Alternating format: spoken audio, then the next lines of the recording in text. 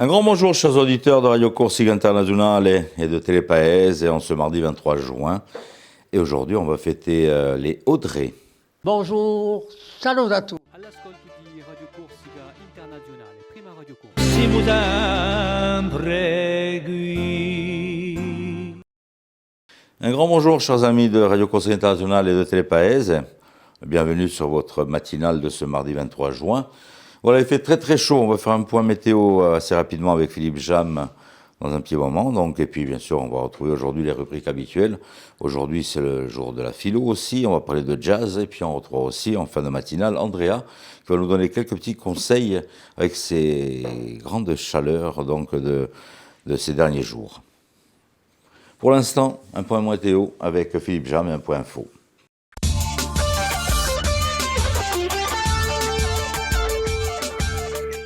Bonjour Auguste, bonjour à toutes et bonjour à tous. Auguste, on va rester en orange aujourd'hui puisque l'alerte vigilance orange canicule lancée dimanche par la préfecture a été prolongée jusqu'à minuit ce mardi. Le soleil sera donc de mise aujourd'hui avec toutefois dans l'après-midi quelques petits risques d'averses sur les Deux-Sèvres et en Corse du Sud. Les brises seront faibles à modérées, les températures sans grand changement, 32 à 35 degrés, 27 degrés sur le relief.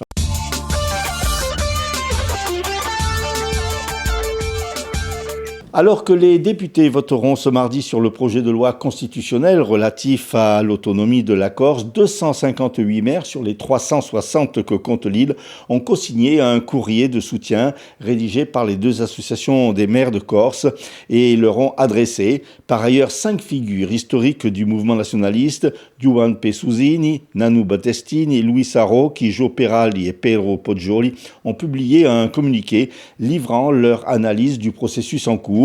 Si le statut final qui ne nous agrée pas, nous considérerons que cette démarche d'autonomie sera nulle et non avenue. Et de conclure, le peuple corse devra alors reprendre et poursuivre le chemin du long contrat pour l'émancipation que nous accompagnerons car notre foi, nos convictions et nos espoirs pour notre peuple et ses droits imprescriptibles et inaliénables sur sa terre sont toujours là, même si le temps a passé et si nos 20 ans sont derrière nous.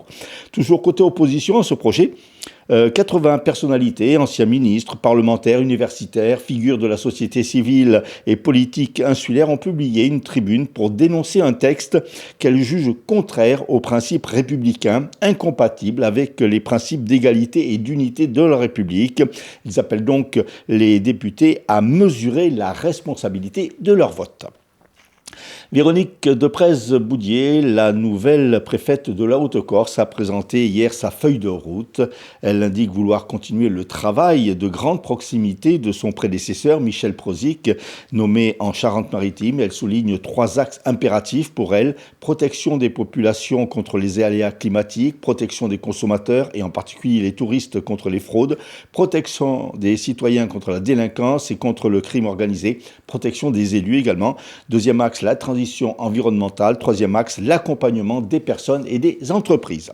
Au chapitre social, le STC a annoncé hier se retirer du dialogue social avec la direction de Air Corsica qui l'accuse de mener une stratégie d'externalisation des emplois et une restructuration mal préparée, préjudiciable aux salariés et à l'avenir de la compagnie. Si le STC réclame des garanties, il n'exclut pas des actions si ces garanties ne lui sont pas données. Cette restructuration pointée par le syndicat prévoit le départ volontaire de 60 personnels au sol, 10 navigants commerciaux d'ici 2027 sur près de 720 que compte la compagnie. Selon le STC, ces départs ont provoqué des sous-effectifs et des dysfonctionnements dans certains services.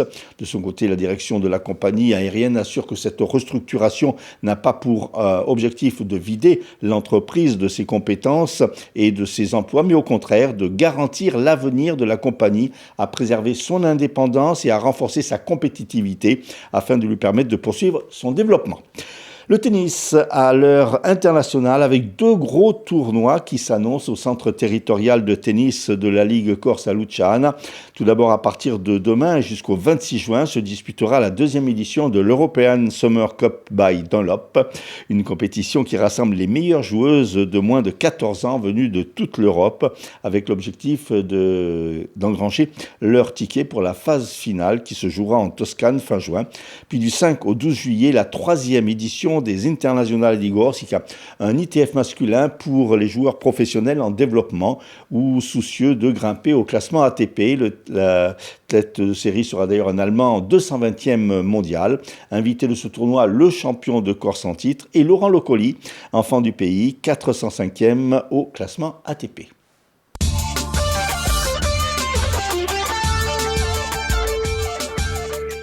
Merci Philippe, et puis on vous retrouve dans un petit moment avec Fabienne Marcangeli pour l'invité de ce jour. De l'info aussi avec les titres d'info en fin de matinale. Pour l'instant, un petit détour du côté de Dieppe et de Vichy pour les pronostics du jour. On vous rappelons une fois de plus que les courses hippiques en Corse sera donc ce dimanche et sera sur l'hippodrome de Zonza qui fête ses 100 ans. Allez, c'est parti pour les pronostics avec Rémi. Les pronostics hippiques de Rémi sur Radio Corse International. Bonjour à tous, ce mardi dans les bons coups du jour, nous serons sur l'hippodrome de Dieppe pour le Quintet. Je vais retenir le numéro 12 Grand Scoop qui ne devrait pas sortir des 3 premiers. Passons à la réunion de Vichy où dans la 3e le 6 Gibril Snob devrait l'emporter, tout comme dans la 6e le numéro 8 Mazzepa. Bon jeu à tous. Je ne sais pas s'il fait chaud du côté de l'horoscope, mais on va voir ça avec Paxi, comme tous les jours, l'autre signe zodiacal.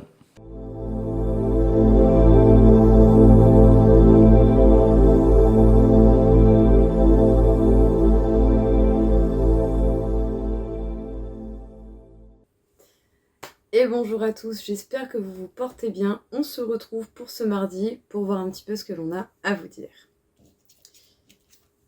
Les béliers, aujourd'hui la communication avec vos proches ou votre entourage proche sera compliquée. Prenez patience, choisissez bien vos mots. Les taureaux, il va falloir accepter la réalité de certains défis, épreuves ou événements que vous n'arrivez peut-être pas à dépasser. Tant que vous n'aurez pas accepté cette vérité-là, vous risquez de rester un petit peu bloqué. Les Gémeaux, aujourd'hui, ça ne sera pas une journée portée à faire des décisions, à faire un choix. Ce n'est peut-être pas plus mal, autant vous n'avez clairement pas la tête à ça. Les Cancers, vous pourriez avoir une émotion assez triste ou voire même un peu de colère envers quelqu'un qui aurait pu se jouer de vous, vous faire des promesses que cette personne n'aurait au final pas du tout tenues. Les lions, même si les choses mettent du temps, vous allez avoir quand même des résultats positifs dans ce que vous souhaitez et par rapport à quelque chose où vous mettez beaucoup d'espoir ou d'énergie. Soyez patient, ça va venir. Les vierges, les émotions négatives ou mal gérées peuvent vous faire énormément mal au corps. Vous pourriez avoir des douleurs musculaires, des migraines, de la fatigue, du stress ou tout ce genre de choses. Détendez-vous. Les balances, vous allez penser à des changements, à de la nouveauté à mettre en place dans votre vie et vous n'hésiterez pas à passer à l'action quand vous vous sentirez capable de le faire. Les scorpions, vous pouvez rencontrer une énergie assez stagnante dans le domaine sentimental. Peut-être que ce ne sera pas la journée où vous allez le plus vous comprendre entre vous et votre compagnon ou votre compagne. Les sagittaires, vous n'allez pas avoir toutes les réponses que vous désirez dans les temps que vous avez pu concevoir ou imaginer. Faites preuve de patience, les réponses arriveront avec un peu plus de temps. Les capricornes, vous pourriez avoir des nouvelles d'un ex-compagnon, d'une ex-compagne, de quelqu'un que vous avez fréquenté plus ou moins longtemps dans votre passé. Les Verseaux, il va falloir passer à l'action plutôt que de ruminer et ressasser certains faits du passé qui peuvent être douloureux et compréhensifs, bien entendu, mais si vous ne bougez pas, rien ne se fera. Et enfin, les Poissons, Vous avez déjà ce qu'il vous faut pour pouvoir avancer, évoluer. Vous avez même les réponses dont vous avez besoin. Et en fait, tout est déjà en vous. Vous avez surtout besoin de vous rassurer par vous-même et de vous ancrer davantage pour pouvoir avancer sereinement. Voilà tout le monde, je vous souhaite à tous une très belle journée et je vous dis à bientôt.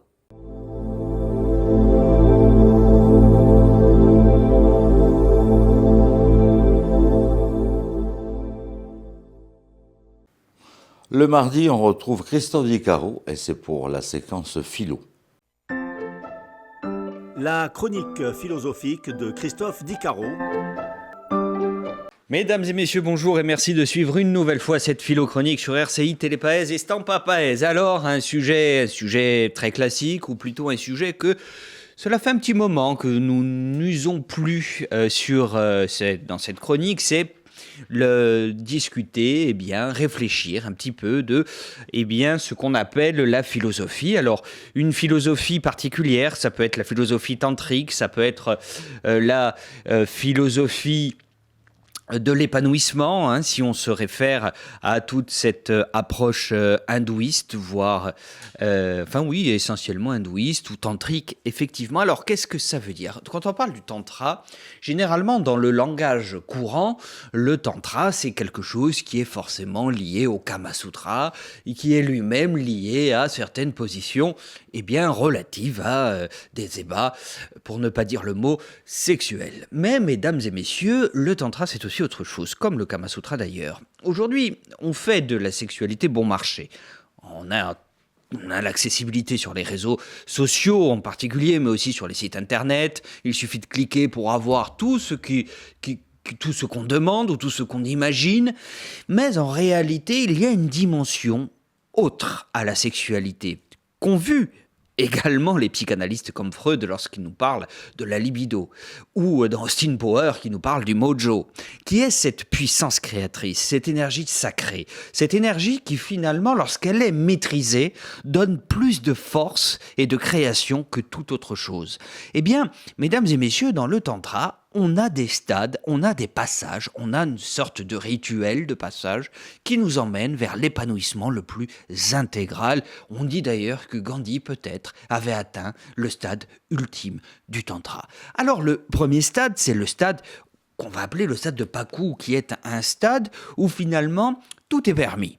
Tout est permis, toutes les fantaisies, toutes les lubies, tout ce qui n'est pas très moral, où finalement nous n'avons pas de frein. C'est un petit peu une sorte de Babylone moderne, où quand on regarde nos sites internet, où finalement il se passe de tout et de n'importe quoi. Le stade intermédiaire, ça va être un stade érotique, qu'on va appeler le stade de Via. Ce stade érotique, c'est celui qui va spiritualiser la relation. On n'est plus dans le déchaînement ou le déferlement de toutes les passions, de toutes les bestialités. On est dans la retenue, dans l'appréciation, dans le désir, dans la caresse, dans la subtilité de l'autre qui finalement nous dépeint un monde merveilleux, poétique et voire enjôlé et très idéaliste finalement. Un idéal extraordinaire qui, comme peut nous dire Freud dans la sublimation, ou alors certains des apôtres dans les évangiles, c'est cette foi qui nous fait déplacer des montagnes, cet amour que l'on transforme, qui allie à la fois la chair et l'esprit, le corps et l'esprit, pour donner vie à quelque chose qui n'est pas forcément corporel, mais qui peut être artistique, qui peut être scientifique ou autre. Et enfin, le stade de divia, de divinité, ce stade où finalement on peut se passer de tout contact physique, où le simple fait de se réveiller le matin nous confère une joie extraordinaire, comme s'il y avait un soleil en permanence qui brûlait en nous et qui finalement irradiait de sa plénitude tout ce qu'il rencontrait. C'est une sorte de sainteté, d'ailleurs on parle d'odeur de sainteté, une sorte de bonheur finalement permanent et qui exalte de toutes les personnes qui finalement, peu importe ce qu'elles vivent, de la grandeur, de la miséricorde, de la joie, de la tristesse, c'est une permanence, il n'y a pas de manque, il n'y a que plénitude. Peut-être ce que Épicure appelle, ou les stoïciens appellent l'ataraxie, cette fameuse absence de trouble de l'âme. âme. Alors, mesdames et messieurs, lorsque l'on est au premier stade, nous ne sommes jamais rassasiés. Il nous en faut encore et puis encore et puis encore. Et lorsqu'on est au dernier stade, nous sommes en plénitude. Ce qui est intéressant, mesdames et messieurs, bien que nous soyons dans une société ultra consumériste ou ultra conservatrice qui peut frapper finalement ces excès, eh bien il y a une dimension humaine qui, lorsqu'elle est appréhendée, n'est ni basée sur la censure des plaisirs ou des pulsions, ni basée sur l'exaltation ou la surconsommation, mais qui est simplement basée sur l'épanouissement et la découverte de l'homme intérieur, de la force et finalement de la foi qui fait déplacer les montagnes.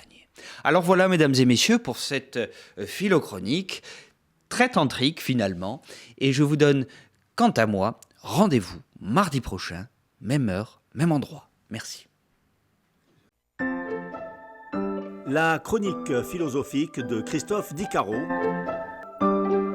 On va aller faire un petit détour du côté de la Balagne, du côté de Calvi, avec Fabienne Marcangeli qui va nous parler d'un beau festival de jazz qui va débuter, donc c'est quelques jours. Notre invité aujourd'hui, Fabienne Marcangeli, à l'occasion du Jazz Calvi qui va se dérouler du 23 au 26 juin prochain.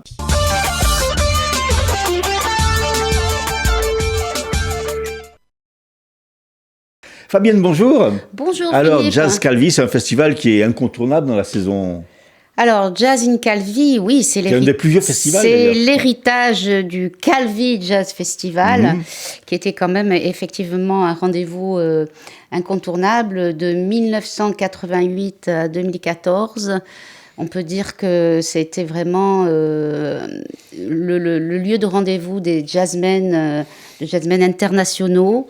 Grâce surtout à son fondateur, l'humaniste René Commer, notre ami, qui était restaurateur calvet, mais vraiment pas que, passionné de jazz et surtout qui aimait vraiment les gens, les musiciens, la musique, le jazz, et qui nous a fait tout de suite un festival extraordinaire. Il y a un festival qui est réputé et qui maintenant accueille des grands noms. Les gens viennent facilement. Alors, donc, il a accueilli des grands noms. Effectivement, c'est quand même dans ce festival que Didier Lockwood et Michel Petrucciani se sont rencontrés. Entre autres, on a apporté aussi, on a fait connaître à la presse de jazz et au monde le saxophoniste italien Stefano Di Battiste de renommée internationale. Donc, entre autres, il y avait là des musiciens donc qui se produisaient partout, qui sont venus et qui nous ont, je dirais, motivés, nous, les musiciens bastiais, corses aussi. Et donc, c'était des rencontres extraordinaires, des rencontres de musique, évidemment, mais pas seulement, pas que. Des rencontres d'amitié, des rencontres d'amour, des rencontres de fête, puisque c'était la fête jusqu'à pas d'heure dans les jam sessions, ce qui était très important. Mais hélas, le festival a un petit peu évolué, parce que vous savez quel est le contexte de la culture depuis quelques années. Et donc, Franck Marani, qui en est maintenant le président, a tenu à remonter ce festival donc avec des musiciens locaux. Et petit à petit, on essaye de repartir sur des programmations aussi un petit peu du continent, mais c'est pas évident parce que vous savez que ça coûte très cher. Voilà. Mais on tient vraiment à garder cet esprit de convivialité et de liberté musicale que René Commer avait instauré dans ce festival, et son équipe, parce que moi à l'époque je faisais partie, j'étais secrétaire du festival et donc vraiment c'est une rencontre unique entre musique, patrimoine, musiciens locaux, voilà, donc c'est un esprit de liberté qui a toujours soufflé au mois de juin sur Calvi dans le jazz. Alors justement, Quand on parle de jazz, il y a plusieurs formes de jazz. Est-ce que vous ouvrez à toutes les formes de jazz? Oui, alors Franck tient beaucoup à ça, et puis je crois que de toute façon, il faut le jazz. Je dis pas qu'il a changé, hein, le jazz, c'est le jazz, mais il y a, si vous voulez, des formes musicales un peu différentes. Il faut garder dans ce festival, nous souhaitons garder à la fois un esprit d'authenticité. Vous avez un big band qui va interpréter les grands standards classiques. Et puis, vous avez des choses un peu différentes et nouvelles, de la musique du monde. Si vous voulez, on va un petit peu détailler. Oui, ce festival donc, qui débute le mardi 23 juin à Calvi, avec 2 concerts. Donc en première partie, Luca Ornano Quartet. Oui, un jeune Corse, un jeune Calvé d'ailleurs, très prometteur. Et donc Franck tenait à lui faire faire cette scène du festival. Donc il va se produire en quartet en première partie. Oui. Et en deuxième partie, donc il y a une petite nouvelle qu'on ne connaît pas, Fabienne Marcangeli. Là, c'est une nouveauté. Alors voilà, oui, donc là c'est difficile parce que je vais parler de moi. Mais c'est un peu quelque chose d'atypique, ce spectacle dans le festival. Pourquoi ? Parce que c'est un spectacle qui allie musique, poésie, diaporama, histoire, puisque c'est un spectacle qui s'appelle Bia Jazz et qui rend hommage aux Corses qui sont partis en Amérique à partir enfin, il y en a qui sont partis très tôt. Je veux dire, on peut dire que moi, par rapport au 17e, 18e siècle, 19e, et donc, attention, c'est pas du tout quelque chose de didactique, c'est un spectacle poétique, et les chansons... Spectacle musical et poétique autour de la planète. C'est ça. C'est-à-dire qu'en fait, j'ai choisi des chansons du monde qui me plaisaient. Et avec le contrebassiste Philippe Leba et le guitariste Greg Solinas, on a voulu jazzifier ces chansons et les mêler à des poésies originales en langue corse et à des poésies en langue française aussi. Donc on aura là la voix de Pedro Pasqualini, comédien, pour les textes en corse. Et puis nous avons invité aussi Jérémy Loyer, l'accordéoniste, pour cette date un peu particulière, le Calvé. Voilà, donc c'est un spectacle que nous avons créé en 2025 à Loury. Le lendemain, donc mercredi 24 juin, ça va se passer à Loumio. Alors oui, là on repart à Loum dans un cadre extraordinaire. Ça fait 3 ans que Franck a établi ce partenariat avec la commune de Loum, et donc au Théâtre de Verdure, avec vue sur la mer, magnifique. Et là on aura le Big Band, un Big Band qui est basé dans la région PACA, Marseille. Big Band 24 13. musiciens, c'est énorme. Et oui. Et là on aura vraiment une très belle soirée traditionnelle dans le sens... les musiques, les standards de jazz interprétés par les big bands, avec les arrangements des big bands, et je pense que ça va être extraordinaire. Ça va être en 2 parties, c'est en 2 parties avec un entracte au milieu. Alors, il y a un entracte au milieu. L'après-midi, par contre, il y a aussi... Non, ça c'est le mercredi. C'est le jeudi. Passé au jeudi déjà. C'est le jeudi. Le jeudi après-midi, justement, oui, à 17h, c'est au vignoble L'Enclos des Anges, sur l'aéroport, à côté de l'aéroport. Oui, c'est une conférence qui sera peut-être vraisemblablement suivie d'une jam session, avec le docteur Thierry Dufour, neurochirurgien, et qui fait des parallèles, qui nous explique des choses sur les neurosciences et la musique. Très intéressant. Et donc en soirée, les concerts se dérouleront à la salle de spectacle de Calvi. On revient à la salle de Calvi avec Couleur Terre Trio. C'est un trio métissé qui vient du Venezuela, Bénin et Corse. Et donc là aussi, on revient un peu sur des musiques du monde en plusieurs langues aussi. Et donc ça, ce sera... Ils vont animer aussi des ateliers pour enfants dans Calvi. Et ce sera, donc on a dit, la deuxième partie. Et donc, on passe au vendredi, ce sera à Loum aussi, au Théâtre de Verdure Laetitia Cast, avec Fabrice Tarel, piano, et Marc... Alors, Fabrice Tarel, oui, attendez que je me retrouve. Je connais mieux le programme qu'elle. Oui, peut-être. Donc, donc Fabrice Tarel, piano, et Marc Soper, trompette, c'est ça? C'est ça, donc un duo, et on aura... c'est pareil, ils font des standards et puis des compositions aussi, et donc pas mal d'impro aussi, donc un duo, je dirais un peu original dans ce festival. Et puis à l'entracte, nous aurons notre amie Anaïs, qui sera dans le hall et qui va animer avec Pedro Texera, un duo dans le hall du festival. Voilà. Et donc en deuxième partie, William Chabet Quartet. Alors William Chabet, donc je le connais bien puisque j'ai fait avec lui mon spectacle From Chet to Jobim. Et depuis je l'avais contacté par un ami, c'est toujours comme ça le jazz, hein, c'est un ami qui dit tiens, tu as un guitariste là, lui il a une maison en Corse en plus, donc un jour je l'ai appelé, on a joué ensemble à partir de 2015, et du coup après il s'est fait aussi connaître en Corse, et c'est ça aussi qui est génial, et donc il vient jouer assez souvent, et il sera avec aussi le Mourad Benamou qui est un batteur de grande renommée, et qui s'est produit dans les premiers jazz festivals. Donc on retrouve des gens qui étaient venus à l'époque et qui sont toujours contents de revenir, quoi. Alors on rappelle donc entre autres Gilles Barikowski aussi, saxophoniste avec qui j'avais fait ce spectacle, qui vient souvent aussi en Corse et qu'on est très heureux de retrouver, un saxophoniste de grand talent aussi.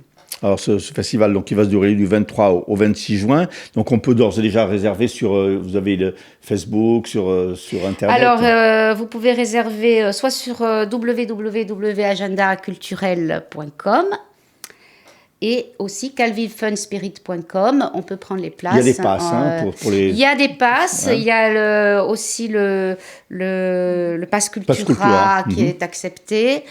Et c'est gratuit pour les enfants. Et c'est gratuit pour les enfants, oui. Je pense que c'est tout à fait logique qu'on ouvre. Il y a de moins en moins de festivals ici en Corse, quand même, de jazz. Enfin, il en reste un gros, évidemment. Mais le nôtre je pense qu'il faut pérenniser ces petits festivals et on n'en parle pas assez. Donc, je vous remercie de nous donner l'antenne pour cela, parce que on voit des fois dans les journaux les festivals de l'été, et puis on cite 2-3 grands festivals, mais les autres n'ont pas tribune. Donc je trouve que c'est... On sera à vos côtés, on sera là. Voilà, merci. Merci beaucoup Fabienne. On rappelle donc ce festival du jazz de Calvi du 23 au 26 juin. Et je tiens quand même à remercier aussi tous les commerçants, l'ensemble des socioprofessionnels, les prestataires locaux, la mairie de Calvi, la mairie de Loum, pour nous aider. Le Svelo Calvez, toutes ces associations qui nous aident. Oui, voilà, les rencontres musicales de Calenzane, tout ça. Il y a une entraide en Balagne entre ces petits festivals. Merci beaucoup, Fabienne. Merci.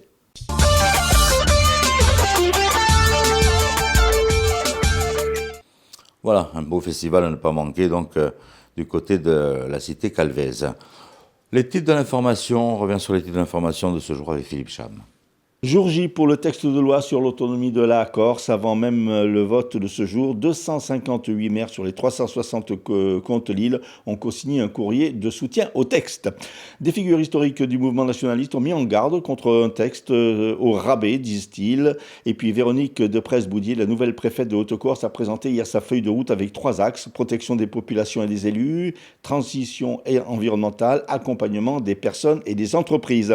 Le STC a annoncé hier se retirer du dialogue social avec la direction d'Air Corsica, qu'il accuse de mener une campagne, une stratégie d'externalisation des emplois et une restructuration mal préparée.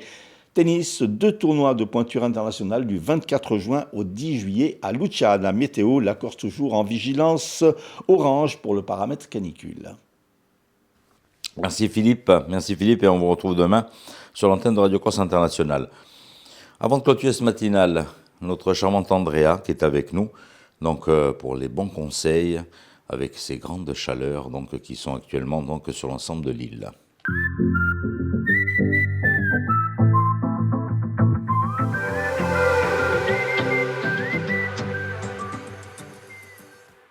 Bonjour à tous. Alors l'été arrive et les températures montent petit à petit. Comme on le sait, l'hydratation, c'est la clé et le principal importance d'une bonne santé. Alors on va voir ensemble pour rester hydraté tout cet été et profiter. La première chose, bien évidemment, c'est l'eau, la consommation d'eau. Il faut en moyenne boire 1,5 litre d'eau minimum par jour, ce qui représente à peu près 8 verres d'eau. Parfois, ce n'est pas simple. Alors, je vous donne quelques petites astuces pour faciliter l'hydratation. La toute première, c'est d'avoir toujours une bouteille d'eau sur soi. Avoir une bouteille d'eau sur soi permet justement de se faire un objectif de terminer la bouteille en fin de journée. La deuxième, ça va être d'aromatiser les bouteilles d'eau. Donc, on peut avoir par exemple un petit mélange avec du concombre, du citron ou encore de la menthe. Vous laissez infuser à l'intérieur. On peut avoir avec des fruits rouges pour un côté un peu plus sucré. Ou sinon, on a l'eau de coco. L'eau de coco est une boisson naturellement hydratante pour sa richesse en vitamines et minéraux. Faire attention parce qu'il y a certaines boissons d'eau de coco qui peuvent être un peu plus sucrées. Donc bien vérifier qu'il ne contient pas de sucre. L'autre astuce, ça va être les tisanes. Alors les tisanes, par exemple, vous pouvez prendre des tisanes de votre goût et les laisser refroidir et mettre un peu de glaçon pour donner un peu du goût à l'eau et faciliter justement l'hydratation tout au long de la journée. L'autre chose qui va être importante également, c'est que il y a des boissons qui peuvent entraîner une déshydratation. Par exemple, le café, le thé, les sodas ou encore l'alcool, elles n'hydratent pas mais déshydratent le corps. Et souvent, on consomme beaucoup plus de thé glacé, de café froid, mais ça va déshydrater le corps. Donc il faut bien compenser avec de l'eau. Si on a du mal à boire, il ne faut pas oublier que les fruits et légumes, eux aussi, vont être très riches en eau. Les plus connus, ça va être par exemple le concombre, la tomate ou encore la pastèque et le melon. Ce sont des aliments qui vont être très très riches en eau et qui sont très connus pour être riches en vitamines et minéraux, qui est le but de l'hydratation. Pour les petites astuces, on va avoir par exemple des salades qui vont être sucrées-salées. On va avoir par exemple la salade grecque, tomate, concombre, feta, qui elle va apporter beaucoup d'eau, beaucoup de vitamines et beaucoup de minéraux. Ne pas oublier, c'est que pour les salades, de rajouter toujours des légumes cuits pour faciliter la digestion. Une autre petite façon de s'hydrater, c'est aussi pour les sportifs. Alors les sportifs, on a de pertes d'électrolytes quand on transpire. Alors une petite astuce justement d'hydratation maison, ça va être de rajouter dans une bouteille d'eau une cuillère à soupe de miel, une pincée de sel et un peu de citron. Ce qui fait justement une boisson riche en électrolytes pour vos activités sportives. Enfin, bien évidemment, pour éviter des pertes de chaleur, ça va être surtout d'éviter justement les températures trop chaudes, de bien aussi mettre à température le corps, donc ne pas oublier les bains d'eau froide, sortir principalement dans les heures les moins chaudes, donc principalement le matin ou en fin de soirée. En tout cas, il ne faut pas oublier que la déshydratation on ne s'en rend pas forcément compte, que ce n'est pas lorsqu'on a soif qu'on est déshydraté, mais que c'est bien avant. Donc, et pour les sportifs, on peut perdre jusqu'à 20% de performance physique quand on a 2% de perte de déshydratation. Donc bien penser à s'hydrater tout au long de la journée pour limiter les coups de fatigue, les vertiges, les maux de tête ou encore la rétention d'eau. Parce que plus vous allez boire, moins vous allez avoir de rétention d'eau. Donc ne pas oublier que l'hydratation passe par l'eau, différents types d'eau, donc surtout l'eau de coco, sans sucre, par l'alimentation, surtout les fruits et les légumes, et aussi par limiter les fortes chaleurs et les transpirations. Voilà, je vous souhaite un très bon été et je vous dis à très bientôt.